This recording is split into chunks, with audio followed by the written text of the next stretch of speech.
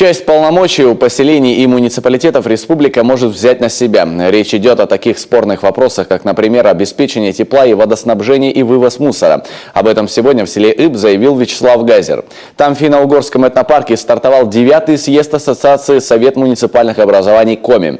Глава республики в очередной раз призвал районных чиновников внимательнее отнестись к новым инвестпроектам и ТОСам, развитие которых в регионе идет, мягко сказать, неравномерно. Максим Васильев продолжит тему. Инвестиционные проекты – своеобразный мотор социально-экономического развития территорий. Его мощности должно хватить для решения местечковых проблем, в первую очередь с рабочими местами. Вот только задача минимум 3 новых производства в год для некоторых районов оказалась неподъемной. Плановую крейсерскую скорость, по словам Вячеслава Газера, выдерживают далеко не все, а кое-где двигатель, похоже, и вовсе даже не заводили. За 2 минувших года в республике было реализовано 119 инвестпроектов. Больше всех проектов, от 9 и выше, реализовано в таких районах, как Сыктывдинский, Сысольский, Усть-Куломский, Прилузский и Печора. Но, к сожалению, есть те, кто меня не услышал или не захотел услышать. А самое главное, не захотел услышать, собственно, жителей своих районов и городов.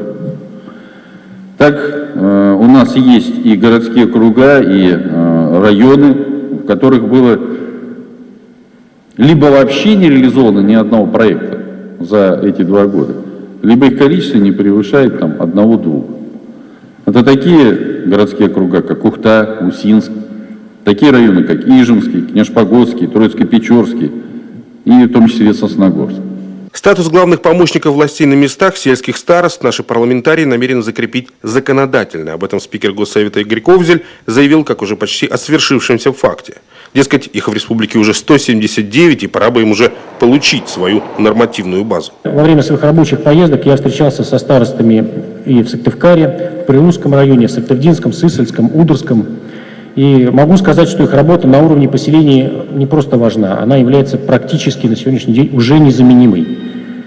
Одни старосты берут на себя вопросы благоустройства, другие помогают решать социальные проблемы.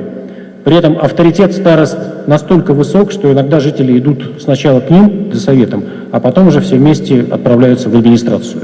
ТОСы, территориальное общественное самоуправление, пожалуй, один из самых действенных инструментов для решения локальных задач. Появляются они в районах неравномерно, но теперь им на помощь придет еще и Центр инноваций в социальной сфере, вернее, станет частью одной системы.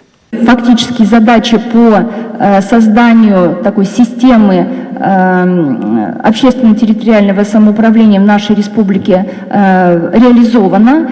И, безусловно, мы решили, что без такого тесного взаимодействия и сотрудничества мы работать в рамках ЦИС даже не рассматриваем, именно взаимодействие с ассоциацией ТОСов. Социальное предпринимательство – главный совместный продукт общественников и муниципальных властей, задача которого – находить активных жителей и помогать им в реализации идей, и с которым пообещали прийти ко всем.